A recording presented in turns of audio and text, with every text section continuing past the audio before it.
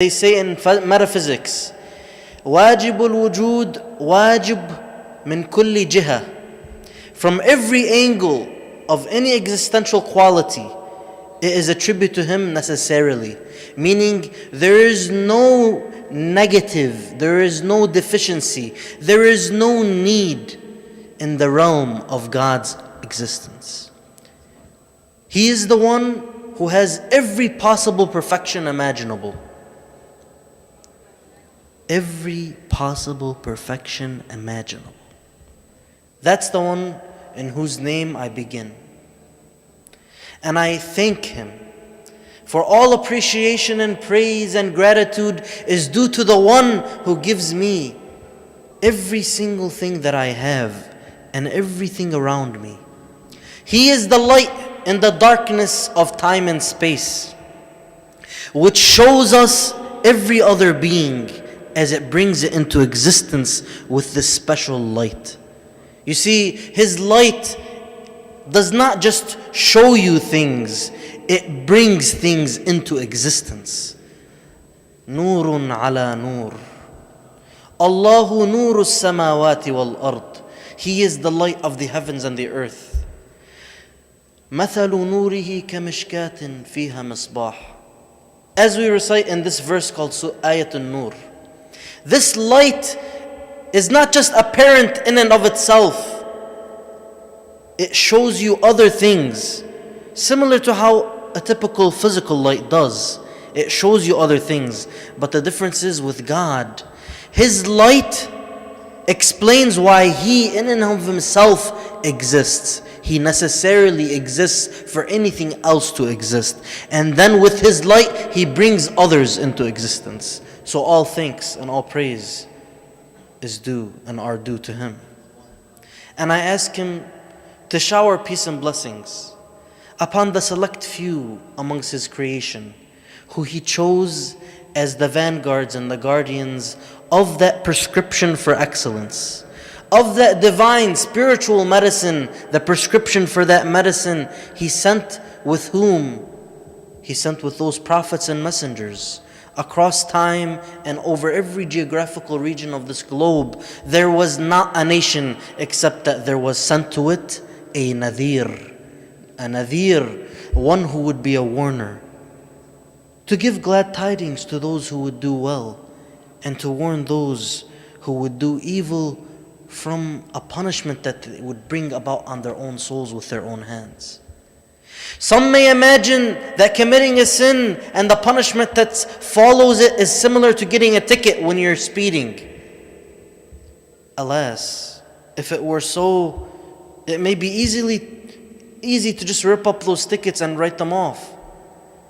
But what if the analogy of committing a sin is not like getting a ticket when you're speeding, but rather it's like getting into a car accident? It's the torment that we bring upon our own souls.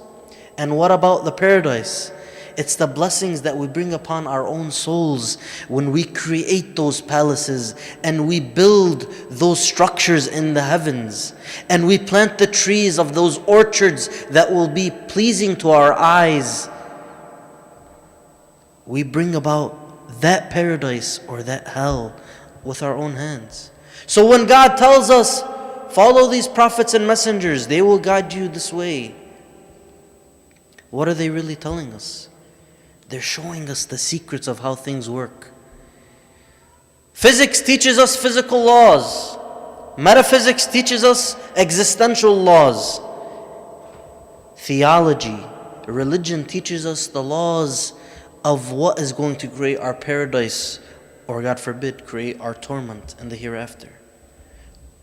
I ask God to shower peace and blessings upon those select few that He sent for that purpose, to show us how to best utilize our free will to achieve the purpose of our being.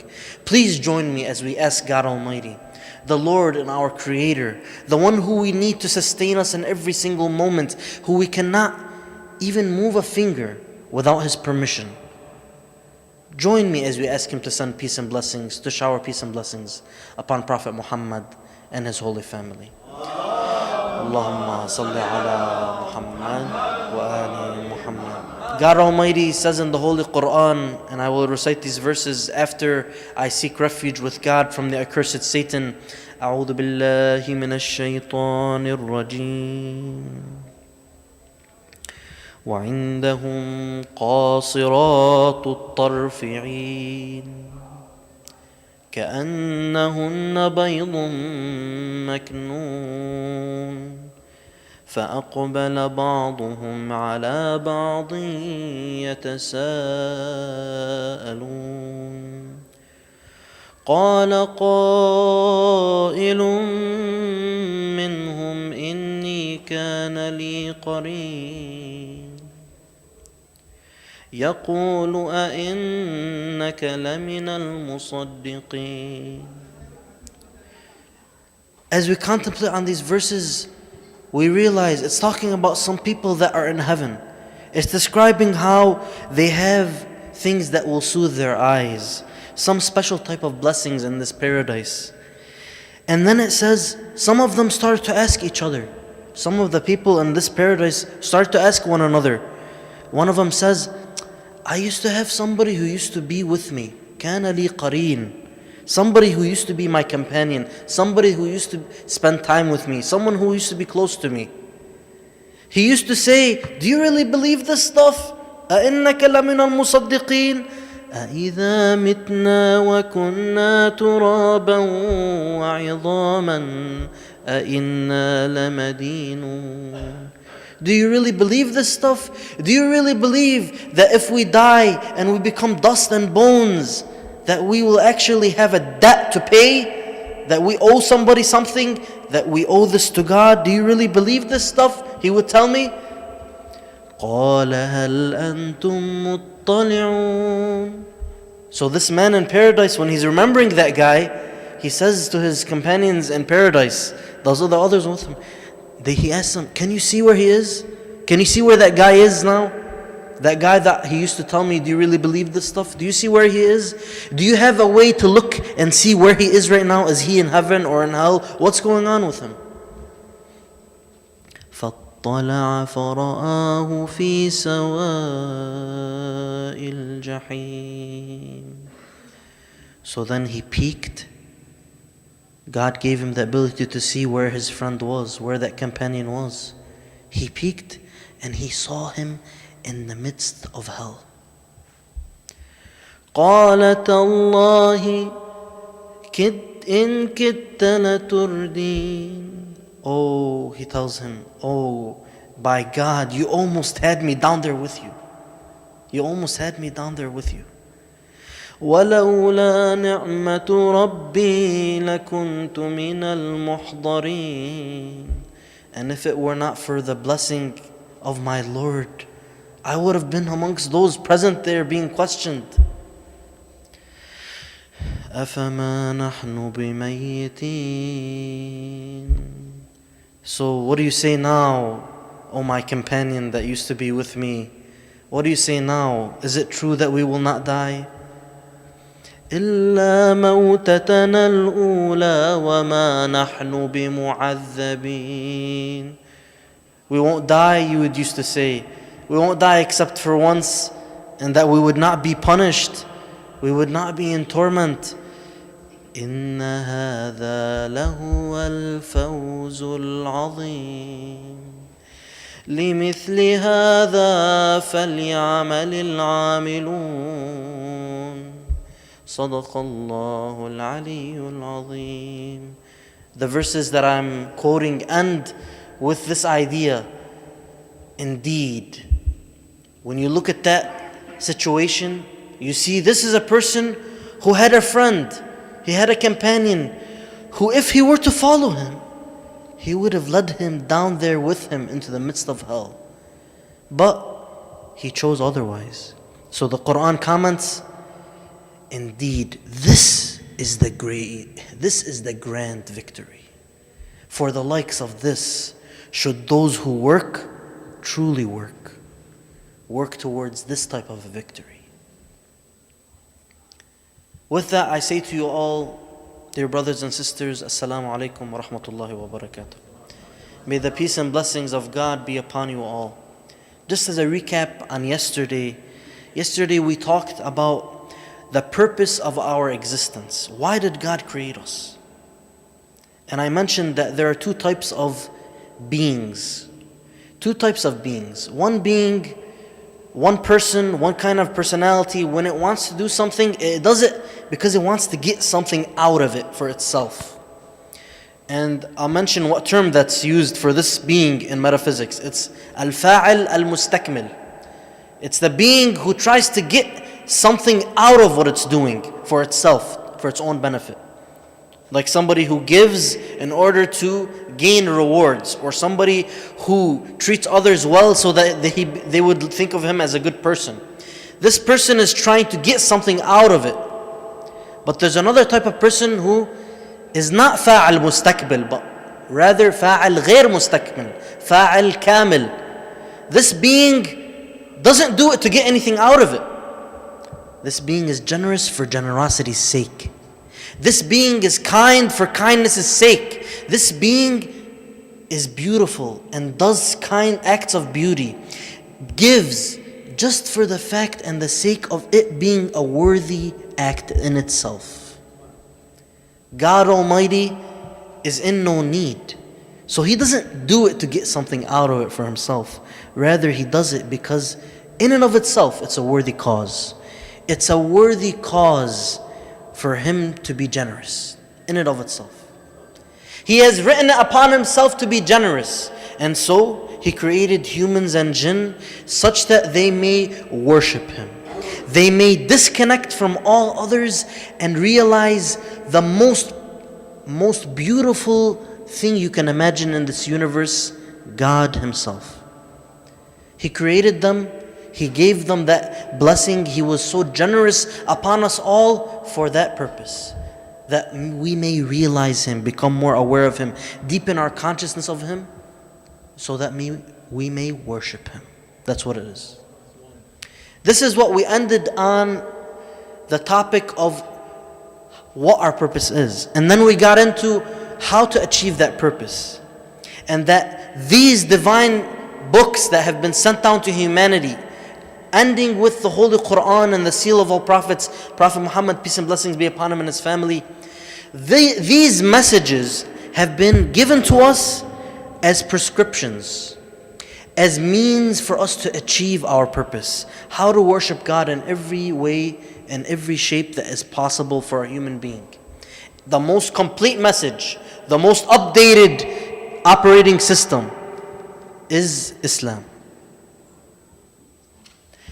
This is what we're talking about. And we said there are three different approaches to the science of ethics, which teaches us how to gain the good qualities in this prescription and how to get rid of the bad qualities in the prescription.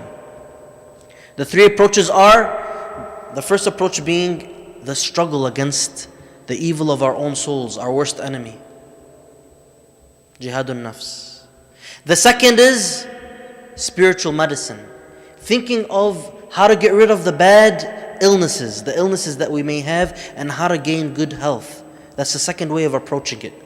And the third way is thinking of it as a spiritual journey towards the beloved, the most beautiful one you can imagine, God Almighty. Today, I'll start to talk about the factors which influence how successful we are in applying this science. You see, before we get into the steps of this science, which it seems we would have to leave for another occasion, since it wouldn't be enough time to go through in just these 3 nights. But regardless what the steps are, and you'll benefit them from different speeches, different readings, throughout the year, throughout your lives, what I'm bringing to the table is not necessarily new to you. But there are some things to keep in mind. Whatever the plan is, when we want to make that plan a reality in our lives, there are certain factors which impact us. I'll give an example. Let's say you receive a desk you get shipped to your house, a desk. You need your desk to work on. Or let's say that you just bought your new game station, your Xbox or your PlayStation from the store, and you want to set it up on your television. Either way, there are some directions that come along with the shipment or come along with that purchase, which are going to show you how to get things started, how to get it set up. Those directions, if you try to read them and look step 1, step 2, step 3, let's say you're going about your business perfectly. I mean, there's some people who try to figure it out on their own without looking at the manual. It's trial and error for them. But the problem is with religion, if you make a mistake, you may not get another chance, because you won't figure out whether it was a mistake or not until, God forbid, there's no chance left on earth. It's when you've opened up into a new world. You've opened your eyes and you see something very different, and you have no chance left over. So there's no room for trial and error when it comes to religion. Not like when you're assembling a project of a small table or a game system. So the idea of going through trial and error doesn't work in this situation. So you need to follow the manual, the one that you got from the right sources. فَلْيَنْظُرِ الْإِنسَانُ إِلَى طَعَامِهِ. Let the human being look at what he's devouring. Not only physical food, but also spiritual food, food for thought. What is he devouring?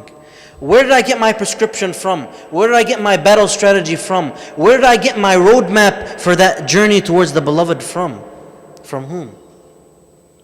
So, what I'm trying to say is, let's say that you pick up that manual and you do as you're supposed to. You start reading. Step 1, put these together in this form. Step 2, get these screws and start to assemble it in this way, and so on and so forth.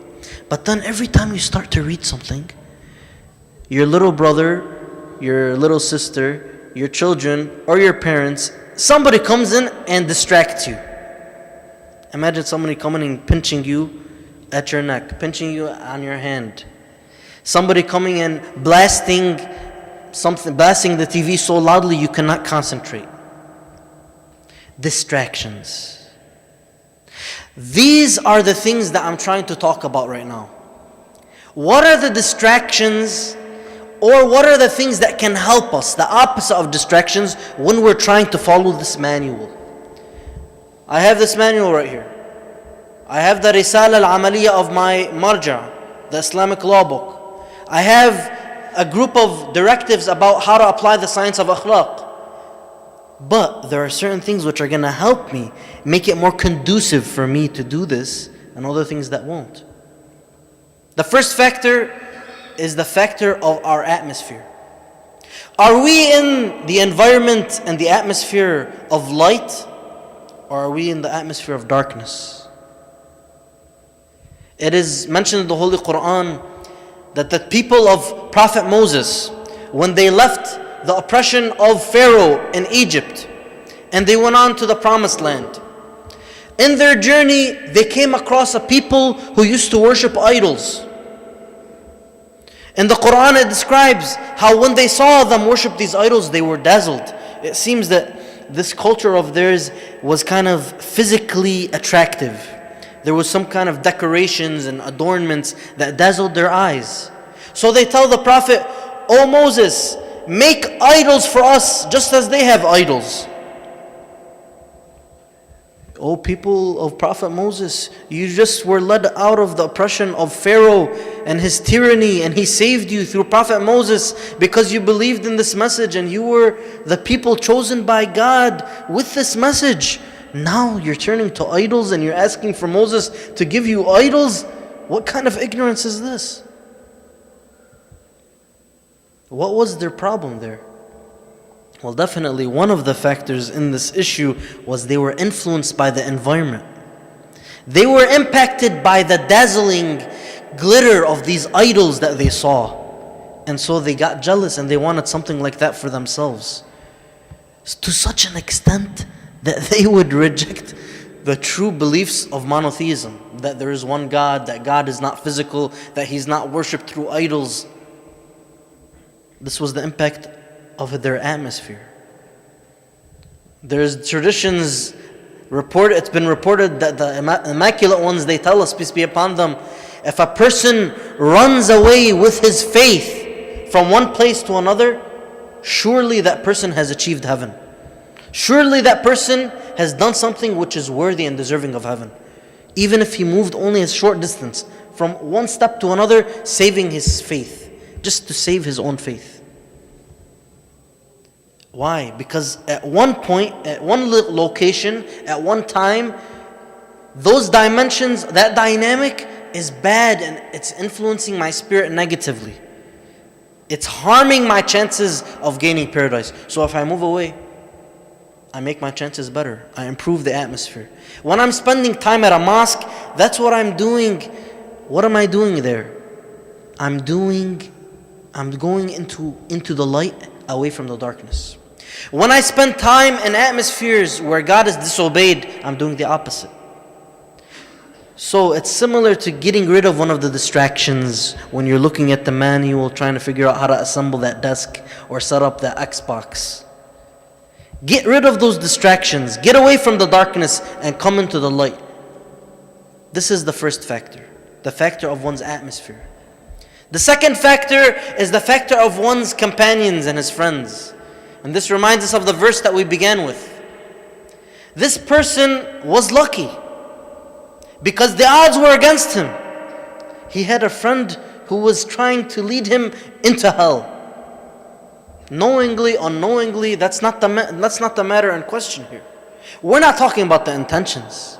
We're talking about the reality of the matter is one rotten apple can ruin the entire box of apples.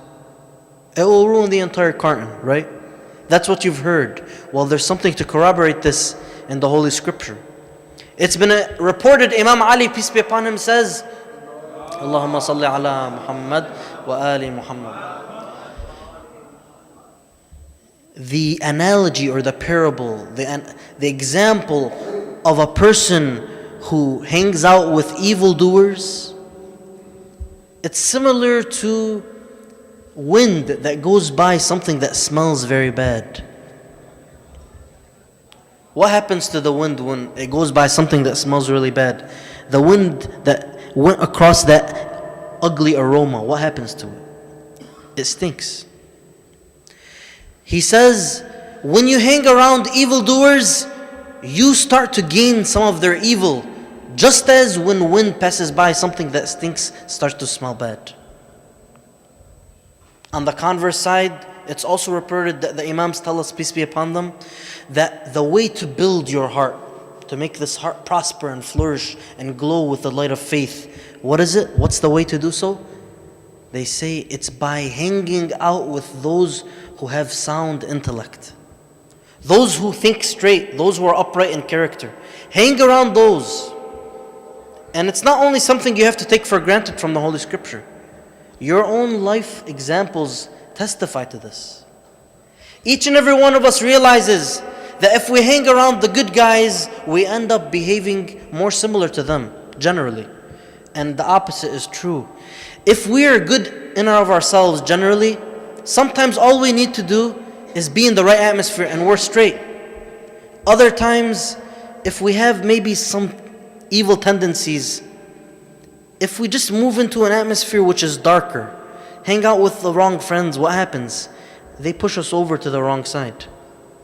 So if we want to remove this distraction from applying the manual, from applying the science of akhlaq, if we want to have the best battle strategy applied, get rid of all of those people that are weakening your fortress. Get rid of all of those symptoms that are distracting you from taking the medicine that you need, getting the treatment that you need. Get rid of all of those thieves on this path, on this journey towards the beloved, that are stealing the valuable time and energy that you have, which is so limited. The third factor goes beyond your atmosphere, beyond your friends, to touch something that goes into our upbringing. Part of it is in our nature, and part of it is in our nurture. And this brings up the debate of nurture versus nature. Do I really have control over whether I'm a good person or a bad person? Of whether I am jealous of others, of whether I'm envious, of whether I backbite, of whether I steal, or whether I'm arrogant, of whether I do things insincerely or not? Do I have a choice? Or is it in my genes? Do I have a choice if I'm deviant and have tendencies towards committing certain types of sins, God forbid, whether it's being unfaithful to God by not being chaste. I don't want to get into too many details. If you'd like, we can talk about detailed examples afterwards. I don't want to get onto anybody's sensitivities about certain words. But the opposite of being chaste, the opposite of being spiritually and physically healthy, are we forced into certain types of ugly behavior, of certain types of crooked, deviant, not straight behavior? Or is it something in our control? Regardless of this debate, the scholars of Islamic ethics tell us, no matter how much your genes affect you, what you're judged upon is what you have control over. Regardless of how much your nature, your lineage has an impact on your current qualities, whether they be physical or emotional, these impacts can only become tendencies. They will not force you to do something. It'll just become a difficult challenge for you, and for each individual, there's a distinct test. For example, somebody feels that, you know what, the reason why I'm angry all the time the reason why I have a temper problem is because my grandfather, my father, my grandfather, and my ancestors all had a temper problem, and they passed this on to me in their genes. This tendency, this disposition. The answer to this is, you're still responsible, because even if they've passed on a disposition for a certain type of behavior, and don't get hung up on anger, any other quality, that is only something that can make you lean, that can make you yearn. It can't force you to make the decision. At the end of the day, we can revolt, we can rebel, we can reject these tendencies and make the opposite choice. Or else, for what are we being judged? If we were forced into our decision making, then where is the moral responsibility? So the just, almighty God, the kind God, who created us out of His blessings, out of His generosity, would He punish us for something we had no control over? It's impossible. And if I in the grave am questioned by God Almighty, by His angels who question me, why did you do so and so? And if I had no control, I would say there is no way God would question me about that. It's only if I have control. That's when there's true judgment for our actions. When it makes a difference to say, why did you do so? So that's the aspect of our nature, how our genes affect us. And Islam emphasized that it tries to encourage us to have the best possible scenario for ourselves. How does it do so? It tells us, for instance, تَخَيَّرُوا لِنُطَفِكُمْ فَإِنَّ الْعِرْقَ دَسَّاسٌ. When you choose a spouse, make sure you choose properly, because the genes have an impact. The inheritance of qualities, Islam hints to it.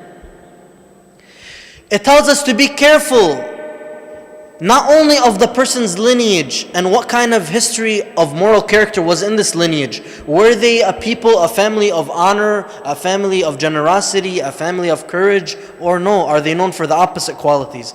It tells us to be careful of a beautiful person who is in a family that is evil. A person who is only physically beautiful, but in a bad environment. It tells us to be careful about that. Don't look at somebody for their looks. Look at them for their character, for the quality of the environment that they grew up in, for the history of their family. Is it known for good qualities or not? Because it has an impact. It's not to say that a beautiful rose doesn't grow in a field of thorns. There may be an exception every now and then, but in general, there's a greater likelihood that if a person grows up in a bad environment, they will have less of an advantage in terms of their qualities. If they come out of an ancestry which mainly has evil and negative qualities, it'll be much more difficult to overcome those qualities. At the same time, we must remember that these can only impact us as tendencies, they cannot force us, as I mentioned earlier. Islam tells us to be careful when we choose our spouses, to make sure that the prime factor that we look for is the person's faith. It tells us, if you have married your daughter to somebody who drinks alcohol, basically you've given up your daughter into something that is very lowly and deviant, very corrupt. It tells us to be careful who we marry our daughters and our sons to. Are we looking for faith? Are we looking for moral character? Or are we looking for physical beauty or wealth? In some narrations it describes that if you marry a woman for her money and her wealth, you will not get the best of that. But if you marry a woman for her faith, God will bless you with everything else. Everything else that matters that this narration describes. Islam teaches us to take advantage of these factors for our own benefit and to avoid the distractions, the things that are gonna make it more difficult for us. But at the same time, remember that it can never force us to do something wrong, and we'll only be judged over what we have control over. There's a nice, interesting way of thinking about this idea now that we're talking about what we should choose in our spouse and how that influences our character of our children, for example. There's this idea that you can think of, it's just a story just to bring the idea closer to home. Think of, for instance, beauty, it's a 0. Wealth, it's another 0. For other types of things, a person's nationality, another 0. A person's ancestry, another 0. All of these are 0. And a person's faith and character, moral character, that's a 1. If you have this 1, and you don't have anything else, you still got something. But if you have everything else and you don't have this faith, then you got zeros. But if you have faith and you have everything else, you have a 1 and zeros after it. So it's an interesting way to think of it. Now, this is the issue of our character, how is it influenced by our nature, meaning our genes, our ancestry, and our nurture, how we're brought up. And that brings us to the point about the fourth factor, knowledge. Nurturing is very closely related to our knowledge, how we're taught. When I'm brought up attending centers, Islamic centers, hearing lectures, reading useful material, watching beneficial things on television, when I grow up seeing my parents represent moral character in their daily actions and the way they interact with me, when I grow up and my siblings around me are also delving into the faith, trying to resemble the moral character of their leaders and their role models, what happens? It's going to impact me at a young age. And that's why it's been reported, the prophets and the imams, peace be upon them, they tell us, العلم في الصغر كالنقش في الحجر أو كالنقش على الحجر. Learning knowledge or learning or education at an early age is like etching in stone. It's imprinted on a person's heart, and those memories, with all of the nostalgia that they hold with them, they continue to be carried on with us throughout our lives. That information is so important to be given right from the very beginning. The impact of knowledge, however, it goes much beyond our childhood. You see, that idea of being etched in stone is more closely related to the idea of our nurture, how we're brought up. But sometimes you look at knowledge in and of itself, regardless of how I was brought up, regardless of my ancestry, regardless of my nationality, regardless of all the socio-economic factors that I may wonder about, regardless of all of that. When I think of knowledge, I'm thinking of the power, the key, the tool which can allow me to rebel against all of the other constraints. Whether we start off from our atmosphere, our friendships, our nurture and our nature, knowledge comes in to break the tie. Knowledge comes in to tip the balance. Knowledge comes in to be the main quality which can make all of our qualities of vice be removed and for us to gain all of the qualities of virtue, it's knowledge. Knowledge is the root of all virtues. And the opposite of knowledge, ignorance, is the root of all vice. It is through knowledge that God is worshipped. بالعلم يطاع الله ويعبد. بالعلم يعرف الله ويوحد. به توصل الأرحام ويعرف الحلال والحرام. It is through knowledge that one comes to understand and be aware of God and know that He is one, because He is beyond all limitations. And you cannot imagine someone so infinite in every possible direction be more than one. Through knowledge you come to understand that there is a faith that God brought forth because He is wise and would not leave us without guidance. Through knowledge we come to know what is the halal, what is the haram. Through knowledge we come to know how important it is to connect with our relatives. For in some narrations it's mentioned that when we connect to our relatives, God extends our determined lives. Let's say that you had an age of 30 years old. When you connect with your relatives, God extends that age, as is mentioned in the narrations. Knowledge is what we will be judged based on. For indeed, God will judge every individual based on their level of understanding. Can you imagine somebody trying the hardest and working the hardest throughout his life in order to do what's best and to find out truth? And he tries his hardest and he thinks of all the possibilities and he goes through his process methodologically, trying to think of all of what he could possibly need in order to come to the truth. And then he ends up somewhere where he's stumped. Do you think that God would then put him in fire? Do you think that God would then not reward his efforts? You don't even need to ask about what is the Islamic law regarding this situation. Our rational mind can say evil is bad, good is good, injustice is bad, justice is good.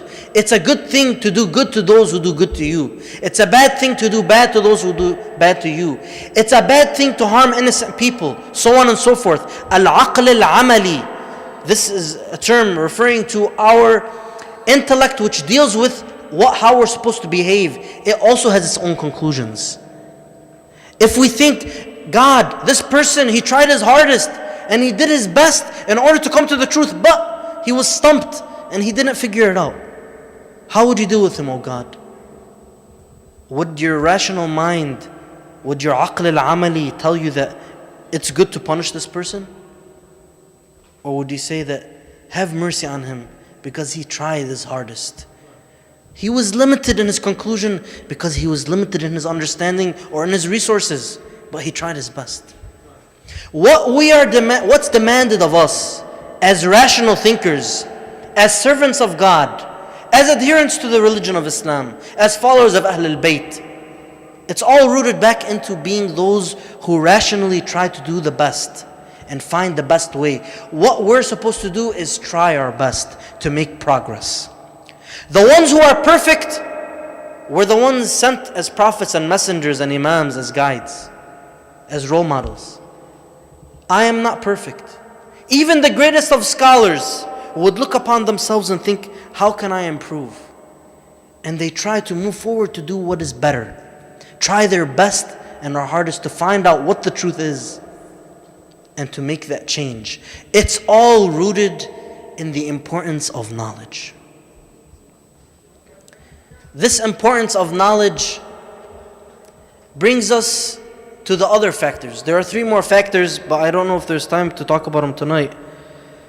I'll try to get through them quickly, and hopefully tomorrow then we'll focus on what are the factors we need beyond knowledge.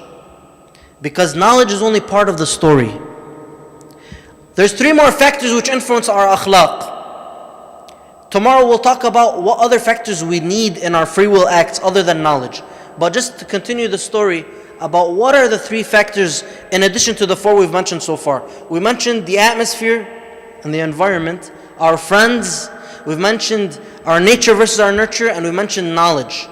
The 5th factor is our community's traditions.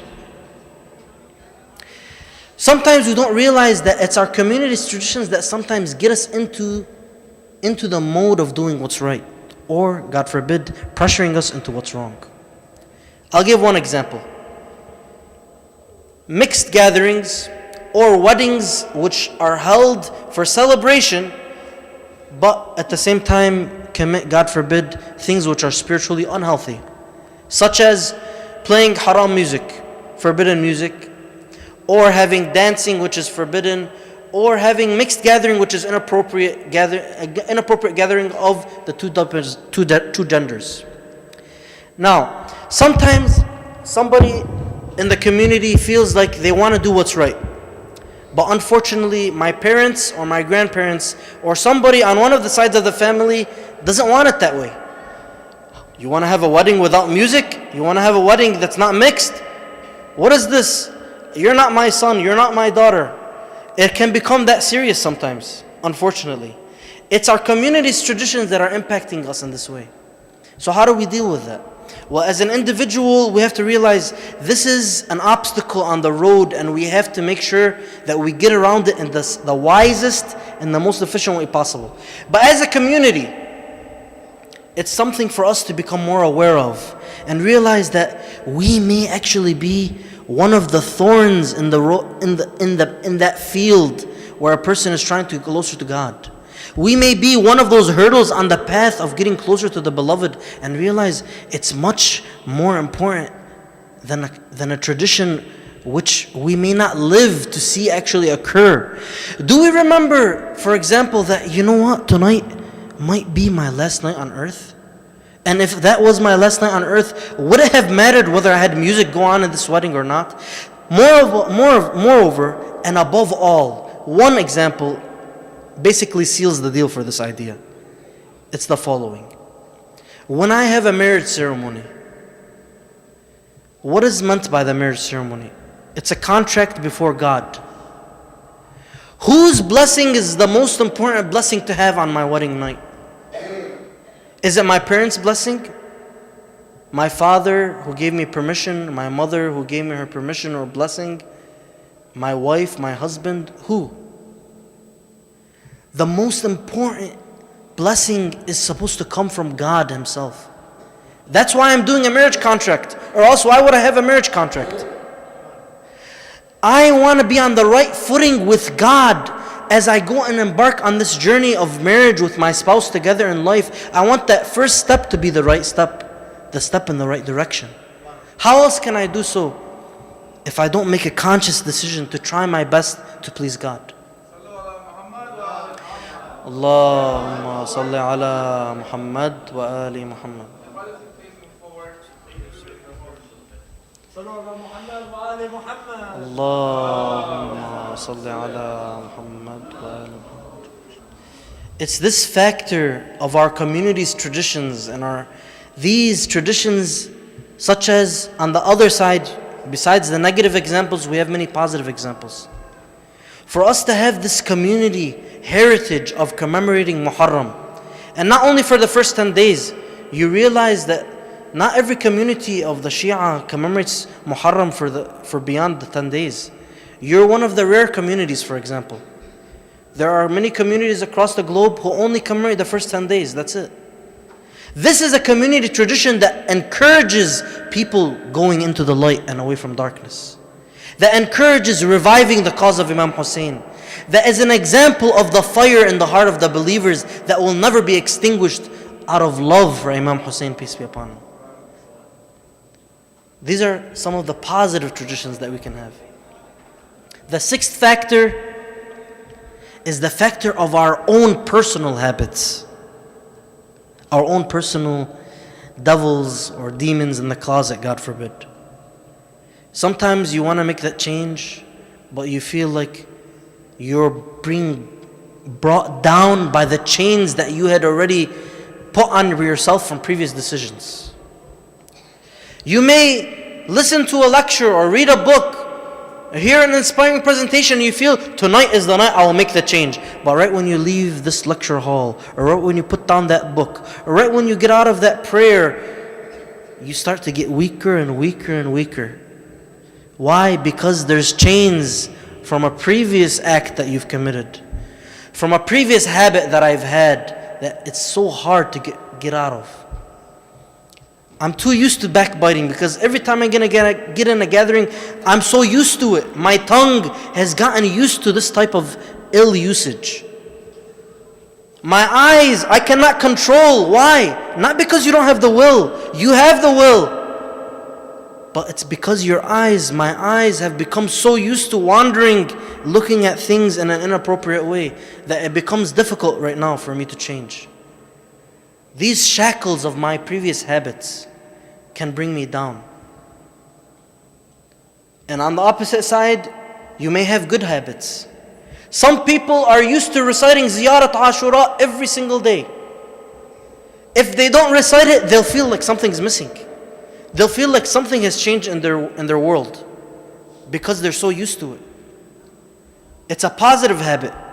Some people, they're used to every time they see their parents, they say Assalamu alaikum and they kiss them. Some people, they have the habit of attending the mosque every Thursday night for Dua Kumail, or every Friday for the program, or every Saturday and Sunday for the program. These habits can help us apply the manual. They are things that make it more conducive, more encouraging. On the opposite side, they can harm us if they become so entrenched. As the verse in the Quran says, كَلَّا بَلْ رَانَ عَلَىٰ قُلُوبِهِمْ مَا كَانُوا يَكْسِبُونَ. No, but rather their hearts have become rusted because of what they have done. You see, it's one thing to see that your heart every now and then gets cloudy. You clean it up. But sometimes that mirror, our heart, doesn't just get cloudy. If it just gets cloudy, you can wipe it off a little bit of water and polish it. But if that mirror gets rusted, what happens? It becomes difficult to remove the rust. And even if you remove the rust, there may be some traces, some impact that was left in that mirror. But thanks to God, the blessings of God have it such that He tells us when we do good, He'll erase our bad deeds. But even more than that, He says, when you do good, I'll replace your bad deeds with good deeds. يُبَدِّلُ سَيِّئَاتِكُمْ بِالْحَسَنَاتِ. Not only does He give us, for every bad deed, He'll give us, if we do one good, He'll give us tenfold good. He'll replace the bad. And it's with God's blessings that we can break the shackles of those evil habits and move towards the truth.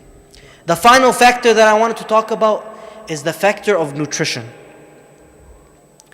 This factor has an impact both physically and spiritually. You see, some may wonder, why is eating pork haram? The answer may come, well, maybe there's scientific studies that show how it's physically harmful. But that's not actually the Islamic response. That may be true, but Islam didn't tell us it's haram because of that reason. Islam told us haram because God knows the nuances of what He created. He knows the different variables in every single being. He knows the different combinations, what works and what doesn't work, what has a good impact, what has a bad impact, physically, spiritually, and mentally. He knows the secret realms and He knows the apparent realms. He knows every possible variable that will come into the equation, and then He gives us the answer and He tells us, God Almighty, the wise, has sent to you a perfect messenger, and the messenger tells you, follow me. If you love God, God will love you. He tells you, if you love God, then follow me. God will love you and He will forgive you your sins. He tells you, when I say pork is haram, it's because all of the variables in that equation make it harmful to you. But if it's spiritual, if it's physical, if it's intellectual, whatever it may be, it's that harmful. Or else, why would He want us not to have it? He only wants the best for us. He created the entire universe out of His mercy and kindness and generosity. Why would He want to give us the short end of the stick? He wants the best for us. Keep that in mind no matter where you go in this world, even down to the grave. The most important reality to remember is God's mercy upon us. Everything He's doing is because He wants the best for us. So why is wine haram? You might think, oh, because it's intoxicating, or because it makes you lose your intellectual reasoning or your ability to make right decisions. Maybe, but why is then even a single drop of wine haram? The answer is, there's something in the universe that there are variables with wine, and if you bring a human being and you put them together, there's something wrong that happens, something very detrimental to the spiritual, intellectual, or physical health of a person. And that's why God said it's haram. Now, you might wonder, well, then we can't say anything, we have to just take things blindly, we can't ask any questions. No, that's not what I'm saying. We can ask questions, but we need to ask the right questions. See, it's one thing to say, give me God's infinite knowledge about why He said that wine is haram. Is it even, do we even know if it's possible? Maybe it's not even possible for us to understand it. But because it's coming from God, we know that surely it's wise. We can ask, however, how do we know that wine is haram? We can ask that. How do we know that pork is haram? How do we know that prayer is wajib? How do we know that certain types of music are haram? How do we know that certain types of behaviors are haram? How? Those are questions we can ask and we should ask. And there's 3 ways to know the answer to that question. And I'm not, without going into too much detail because this is off the topic. 3 ways to know. 1, you become the expert yourself. You study for several years under trained scholars and figure out how to understand the law, how to find out the law. That's one option. And if you can do that, that's the best option. If you can do it. But it's very limited number of individuals who usually have the ability or the time to do so. Second, you take precaution in everything that is possibly harmful. But that's also difficult because sometimes we don't know what is possibly harmful to do the precaution. And sometimes it's not possible to do precaution because you're between basically a wall and a hard space, without getting into too much detail. And third, you can refer to an expert who has the proper qualifications, and that's how you find out that God said so. So that's in summary. So this final factor I'm talking about is the factor of our nutrition. There are narrations that talk about, for instance, the harmful effects of drinking wine on a person's spirituality. There are narrations that talk about the beautiful effects of eating rumman, pomegranate, on Friday, for instance, on an empty stomach. There's a narration that says if you eat pomegranate on an empty stomach on Friday, then it will make your heart glow for 40 days. If you eat a second one, it will make your heart glow, lighten up for another 40 days. If you eat a third pomegranate on Friday on an empty stomach, it will make your heart glow for another 40 days, and it will dispel the waswasa of shaitan, or waswasa of an-nafs. That whispering that leads us to think of ill thoughts and negative thoughts. So this is interesting, isn't it? If this narration is true, then it has an actual impact on our spirituality.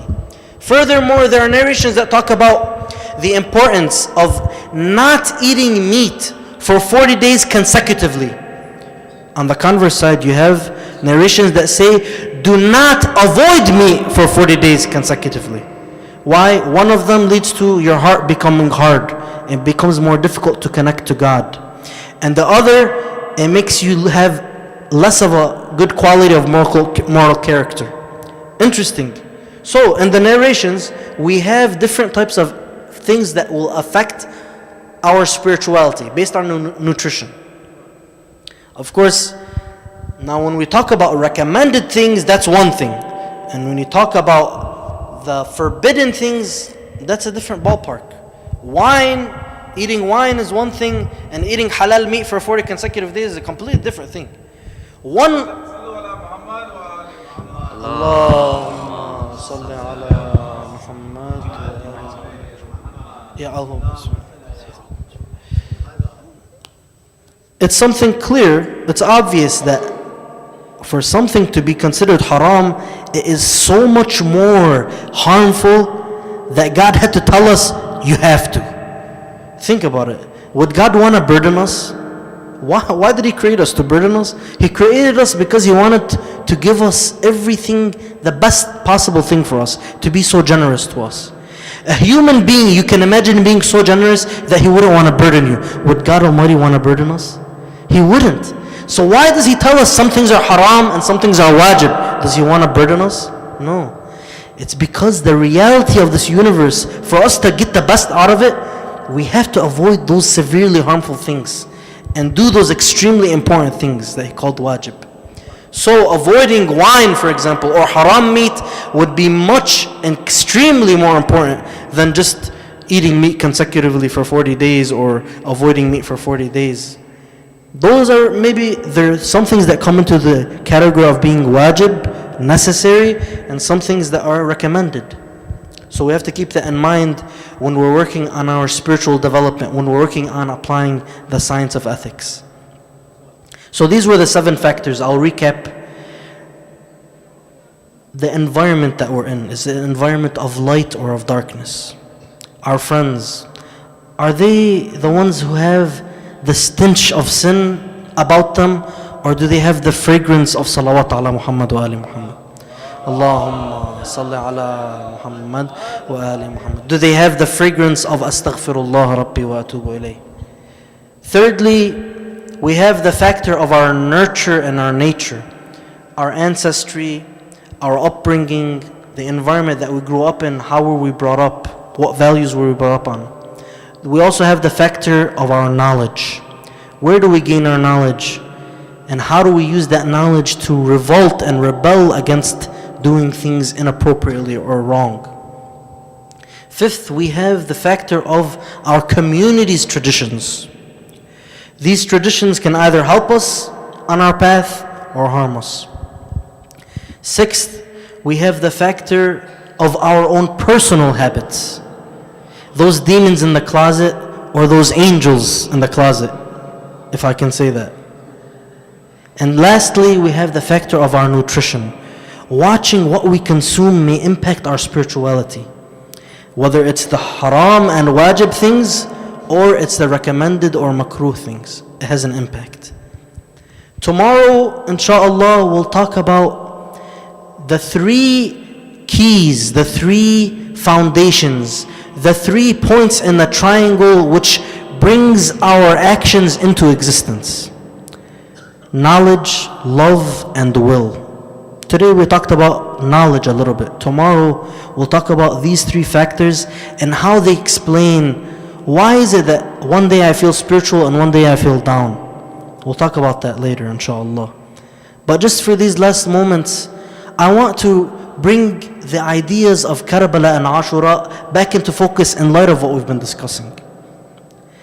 These factors and these influencing characters, they were present and most prominently so in the Imams, peace be upon them. Think about it. Imam Hussein, what environment was he brought up in? The noble companions that he had, what was their environment? Who were their types of friends? Who did they hang out with? What was his ancestry? The grandson of Prophet Muhammad. Who brought him up? The best of God's creatures across this globe. What was his community? His community was the family of Prophet Muhammad, and a community in and of itself. What were his personal habits? They would rise in the night to worship, and in the daytime they would be the best among all people. These were the types of individuals who would carry sacks of food over their backs until it would create marks on their backs, as is reported that Imam Zain al-Abidin would do, peace be upon him, the son of Imam Hussein. This was the type of personal habit that they had. This was the type of person that would rise on the day of Arafah and Hajj, and his tears would come pouring down his cheeks. Imam Hussein, peace be upon him. This was the man who would look upon the battlefield of Karbala, and can you imagine that although he does have in his heart that these are the enemies of God and we have to rid the world of their filth and their corruption and their cancer, but at the same time he would be feeling, do you think he wants them to go to hell? Do you think he wants anybody to go to hell? He wishes Imagine, he wishes that they would be guided. He wishes that they would come back to their senses. And can you imagine the tears of Imam Hussein dripping down his cheeks as he looks upon them? And if they asked Imam Hussein, why are you crying? He would say, I'm crying because these will go to hell because of me. Can you imagine that? It's this heart of mercy that would drive him every time before anything started. Try to reason with the enemy. Try to reason with them and tell them, you and us are one nation, so long as the sword does not cut and slice between us.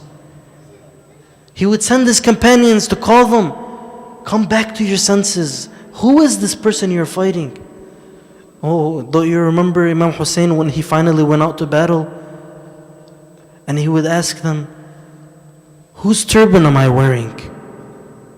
You know it's the turban of Prophet Muhammad, the one that you're considering your own leader. Whose sword is this that I'm carrying? You know it's the sword of Prophet Muhammad. This blood, this flesh and bone that's before you, who is it? This is the body that Prophet Muhammad kissed. This is the body that Prophet Muhammad would allow to ride on his back. Then why do you come and fight me? Remember, dear brothers and sisters, on the day of Ashura, in the land of Karbala, as Imam Hussein looked upon the army of his enemies, imagine he looks upon the horizon and all he sees are so many thousands of enemy soldiers. The least of the reports say there were 20 to 30,000 enemy soldiers. Many reports say there was many more thousands than that. But against this number of people on Imam Hussein's side, what was the equation to compare the few with the thousands? He looks upon them and it's like they're a wave of all these enemy soldiers getting ready to slaughter the family of Prophet Muhammad. But you see, as you know, each and every one of them would go down to the battlefield, fearlessly fighting for the cause. They had such piercing insight, they knew exactly why they were fighting. Remember, in those moments, I will take you to one of the images on the day of Ashura. Remember Al-Qasim, the son of Imam Hassan. Imam Hassan, he couldn't be there to support his brother Imam Hussein. You know, recently in the past few days, Imam Hassan's martyrdom was commemorated. Can you imagine the poison that he was poisoned with by his wife? She poisoned him. Imagine what an evil lady she was, to be poisoning her own husband, let alone the Imam of her time. Imam Hassan, if he was thinking of his own pain in those moments, imagine as the poison is going through his blood, what is he thinking of? Can you imagine that he's thinking of his brother Imam Hussein? Who will be there to support Imam Hussein? Imam Hassan will not survive to that moment, but indeed his son Al-Qasim will be there. Imagine Al-Qasim on that day when his cousins go out and they're martyred in the battlefield. All of the companions of Imam Hussein were martyred, and now comes the turn of Al-Qasim. They say he comes to Imam Hussein and he asks for his permission to fight the enemies of God. He asks for his permission, but Imam Hussein, he turns him away, telling him, you're the one left from my son, from my brother Imam Hassan. How can I let you go into the battlefield? They say then that Al-Hassan, he has a message from his father. Imam Hussein, does he know of this message? Al-Qasim reveals that he has a message from his father, Imam Hassan.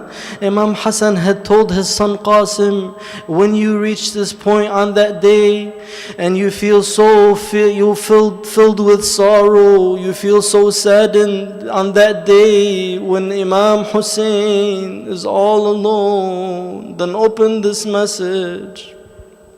They say that he opens the message and he finds, what does he see? His father's will to him. His father's will is to say, "Oh Qasim, my son, if you reach that day when Imam Hussein is all alone in the land of Karbala, then do not fall short of doing your duty on my behalf."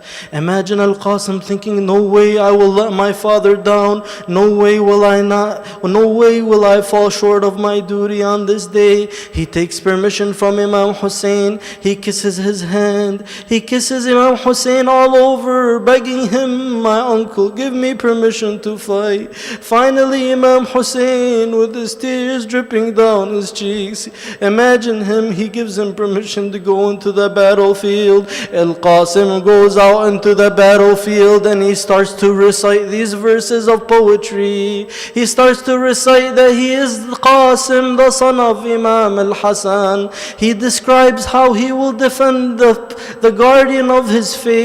He will defend Imam Hussein until there's nothing left of him. They say that Al-Qasim goes and he fights them off one by one. He fights them off so valiantly. And then in a moment, they say that Al-Qasim's sandal got broken loose, it got loosened. And he went down to see if he could fix his sandal. They say the enemies of God, as they're looking at him, they're watching him. They're thinking, how can we get him? I swear, one of them says, I swear I'm gonna get him and make his parents mourn over him. They say this man, then he goes over and he gets him from behind. He comes behind Al-Qasim and he strikes him. May God have mercy on the one who calls out, Wa Qasima, Wa Qasima, Wa Qasima. Imagine in those moments, Al-Qasim, he calls out for his father, he calls out for his uncle Imam Hussein, he calls out, oh Uncle Hussein. They say Imam Hussein comes charging like a lion. By the time he gets there, all of the enemies have gotten around him. They say Imam Hussein, he strikes the one who struck Al-Qasim. But at the moment, was there anything left to save? Was Al-Qasim going to breathe anymore in those moments? They say Imam Hussein was so saddened by the martyrdom of Al-Qasim. He looks at him, he tells him, it is so dear to me, O Qasim, that you call and I do not answer you, or if I answer you, that I don't do you any good. Imam Hussein in those moments, how heartbroken is Imam Hussein? Oh, ala la'natullahi ala al-qawm al-zalimin. وسيعلم الذين ظلموا آل بيت محمد أي منقلب ينقلبون والعاقبة للمتقين والحمد لله رب العالمين. We ask you, Ya Allah, for the love of Muhammad and his holy family. Oh Allah, if I knew anybody that is closer to you than Prophet Muhammad and his holy family, I would have asked you for their sake. But they are the ones that are closest to you. So I ask you for the love of Prophet Muhammad, for the love of Lady Fatima, her father, her husband, and her sons. I ask you for the love of Lady Fatima to accept the little that we offer with your favor. to complete the imperfections with your blessings. We ask you, Ya Allah, to perfect these gatherings with your blessings and to grant the rewards to the Imam of our time, to help us serve him sincerely, hasten the reappearance of our holy 12th Imam, guide the misguided to the path of truth, forgive our sins, grant the requests of the believers across the globe, heal the sick, and guide us to the best of paths for the love of Muhammad and his holy family. O Lord of Hussein, I ask you for the sake of Hussein to heal the heart of Hussein by hastening the appearance of our holy 12th Imam for the love of Muhammad and his family. And the last of our prayers is Alhamdulillahi Rabbil Alameen, wassalatu wassalamu ala Rasulillahi Muhammad wa ala ahli baytihi at-tayyibin at-tahirin. Allahumma salli. Hussein, Hussein. Hussein, Hussein.